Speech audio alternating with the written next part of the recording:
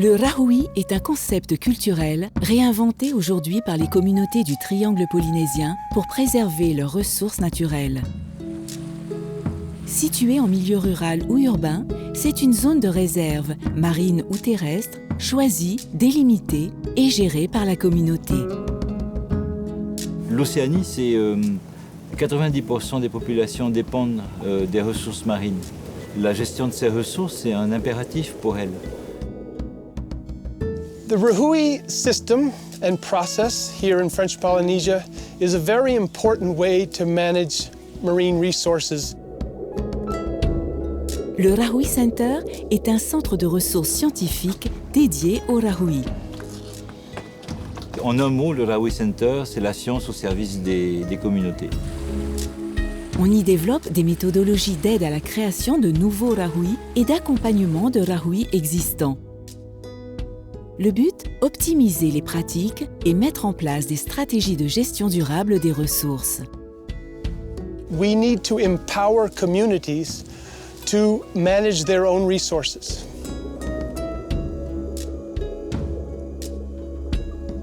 E roto tiro atu parau no trahui me matauro na ke tata. Ni ria ke tata tra parau rahu. Mo tu me tapu. Na tiari ha mo trahui tau matamu.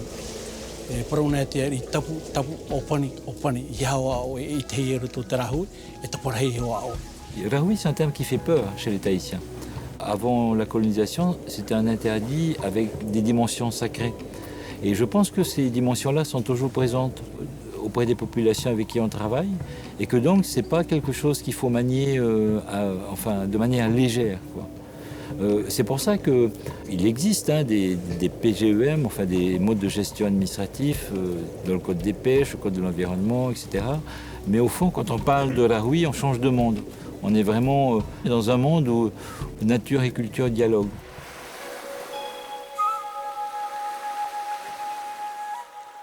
Souvent, quand on nous contacte ou quand on nous appelle, c'est pour un problème. Oui, il y avait une inquiétude au niveau des pêcheurs.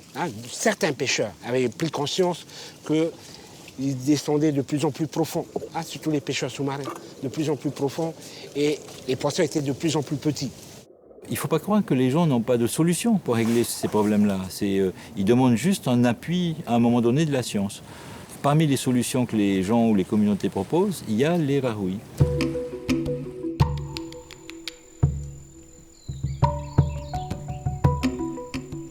Nous, la première étape, ça va être de comprendre le territoire du point de vue des acteurs. Donc ça, on passe par les toponymes, terrestres, marins, comment les gens nomment les lieux, est-ce que ces lieux ont des fonctions, et puis comment on peut faire en sorte que ça soit géré de manière durable. Et donc là, on mobilise une équipe interdisciplinaire, à la fois des écologues, anthropologues, des linguistes même, sur les mots du rahui.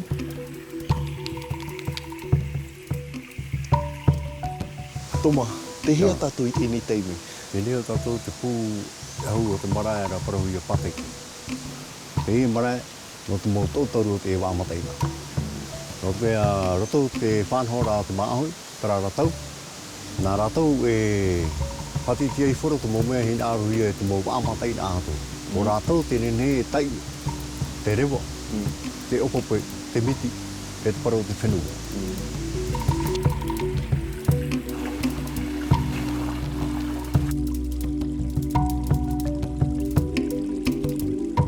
Un état des lieux de la ressource.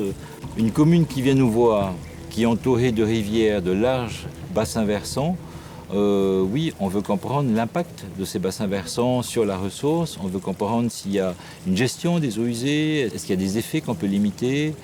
Donc les méthodologies, elles s'adaptent vraiment aux situations.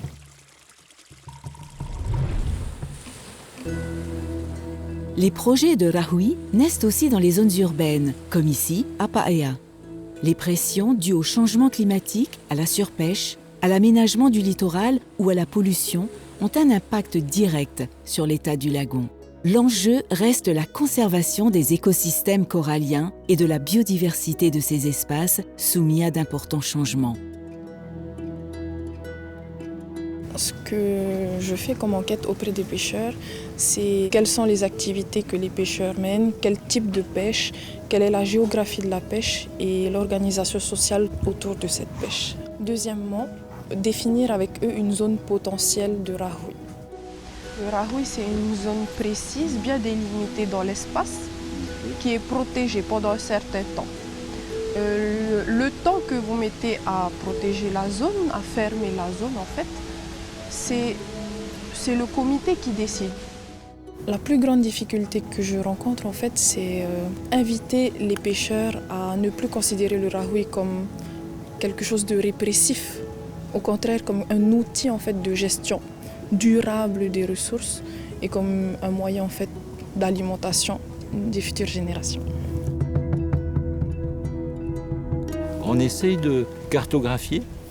On a une carte culturelle, une carte écologique, une carte linguistique, une carte des territoires. Et en fait, c'est toutes ces informations que l'on compile pour comprendre les enjeux du lieu, la relation d'une communauté à son environnement.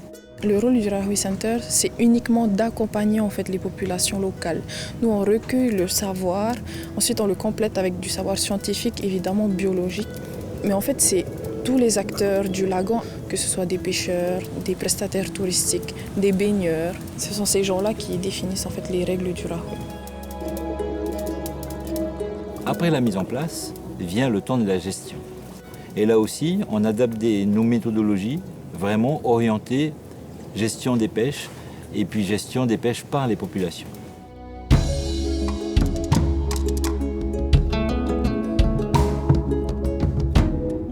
So we're here in Tautira to assess the status of the fish populations in the Rahui that they established 3 years ago in 2018. This is a unique Rahui because it is a 3-zone system, A, B, and C. And the plan for the community was to keep the middle zone always closed, so it produces lots of fish, and then to understand whether you should open the C zone or the A zone. And what they want to do is rotate. Dans le cas des Rahui, un des problèmes qui arrive, même après une fois une mise en place faite, ça va être de savoir à quel moment on ouvre, dans quelles conditions on ouvre, pour combien de temps, et à quel moment on referme. Et donc là aussi, on explique et on forme les pêcheurs aux tailles de poissons, donc on mesure les tailles à l'intérieur du Rahui, à l'extérieur, pour voir s'il y a des différences, pour voir s'ils ont suffisamment grossi pour permettre une ouverture temporaire ou pas. Alfred, you caught some fish today, huh? At the edge of the Rahui. What did you catch? So I'm learning the Tahitian names. Paati. Paati, okay, Paati, yep. Ihi, Ihi, Popai Uturoa, Aparua ahi. okay. It's a good size, huh? Yeah. What's very interesting about our program is that we're actually learning from the community and teaching them the things that we know. So it's a very important exchange.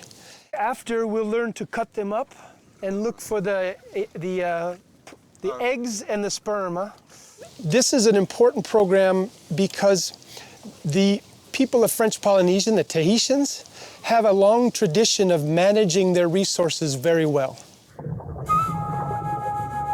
So we're working with them for instance, in this Rahui system here in Tautira, collecting data with them and using that data to understand the status of their resources. And it's actually a simple set of tools in which you measure the size of a fish species, and it tells you then whether or not you are overfishing, you're fishing just the right amount, or that you can fish more. And so what we're helping the community do is to gather that information, to show them the basic models and mathematical calculations that you use to decide how you should proceed with your fishing.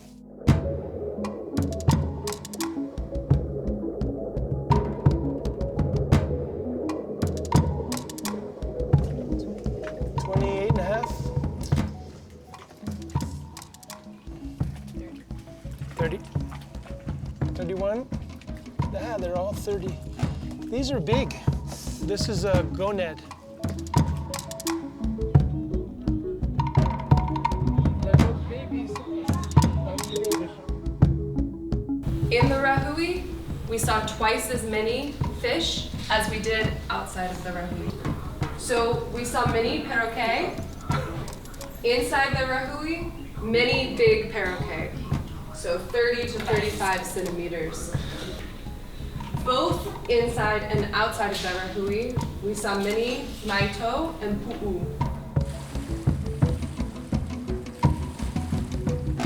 What we think is with a marine protected area and the spillover, the production of fish within the reserve to the outside areas, they will always have a large supply of fish to fish. That's the plan.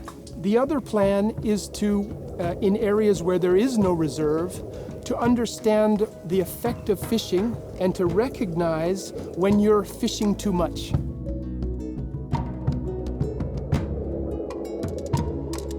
En termes de comité de gestion, en fait, le Rahui, c'est un compromis. Ça implique des tas d'acteurs. Les impliquer tous, c'est non pas un gage de réussite ou de bonne gestion, mais dans le temps long, c'est ce qui permet vraiment d'améliorer une situation donnée. Qui dit compromis, dit pacte à renouveler ou à défaire. C'est-à-dire que tous les 2 ou 3 ans, ces acteurs doivent décider de continuer ou pas, selon les données qu'ils ont, selon les informations qu'ils ont ou pas. Te wai whaaroa e hamau nahi I roto te rahui, ia whaahotu hui, ia hotu mai te maa, ia I tra maa roto te rahui. C'est pas de la gestion, c'est amener quelque chose dans l'assiette. Hein? C'est amener quelque chose dans le pain humain. C'est ça, le but du Rahui. C'est que demain, en nous, tout le monde puisse aller manger.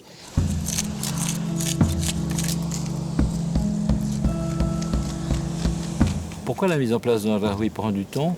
Tout simplement parce que ça implique toute la communauté.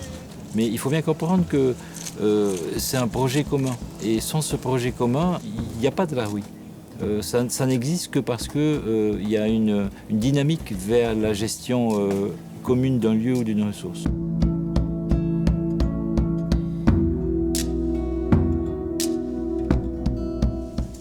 Me fo whārheiro.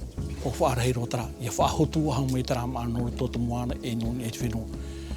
Tara te mō mei te ito I weheo e mei nā te mō tupuna.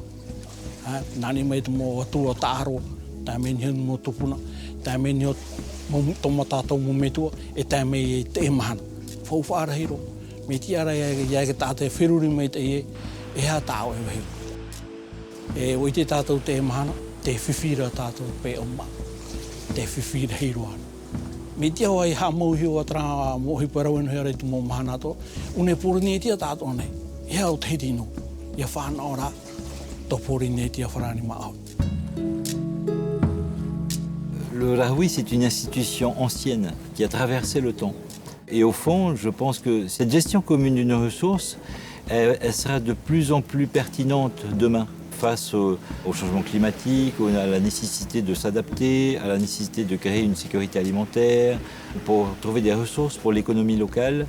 Donc c'est remettre du pouvoir de gestion au sein des communautés locales et en particulier des pêcheurs.